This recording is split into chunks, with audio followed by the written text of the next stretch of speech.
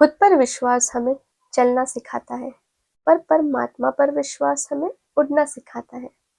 और आज हम जानेंगे सबसे गहरे विश्वास के बारे में, विश्वास परमात्मा पर। परमात्मा पर विश्वास अंधा नहीं होता, वो तो आंखें बंद करके भी रोशनी देखना है।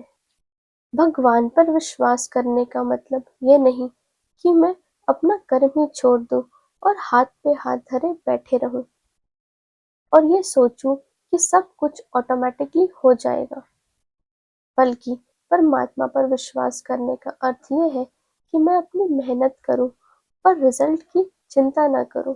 कई बार लाइफ में ऐसे सिचुएशंस आते हैं जब कुछ समझ नहीं आता, जब हमारे सारे प्लान्स फेल होने लगते हैं, रिश्ते टूट जाते हैं और जब लगता है कि सब कुछ गलत हो रहा है, तब मन में कई बार ऐसे क्वेश्चंस भी आते हैं कि अगर भगवान मेरे साथ है तो मेरे साथ ऐसा क्यों हो रहा है।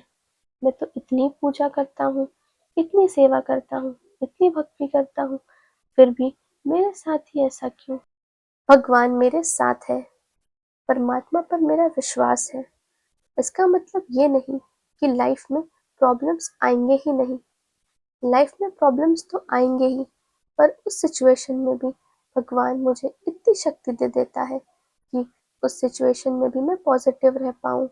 जैसे इंग्लिश में कहते हैं, every cloud has a silver lining, कि हर नेगेटिव सिचुएशन में कुछ ना कुछ पॉजिटिव छुपा होता है।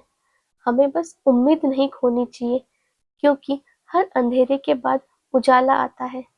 वही उजाला, वही रोशनी परमात्मा है।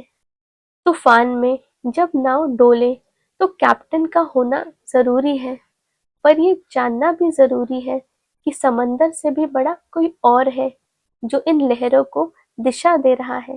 परमात्मा पर विश्वास रखना जरूरी है और साथ ही ये एहसास रहे कि जो भी हो रहा है वो इसकी कृपा से हो रहा है और मेरी ही बेहतरी के लिए हो रहा है।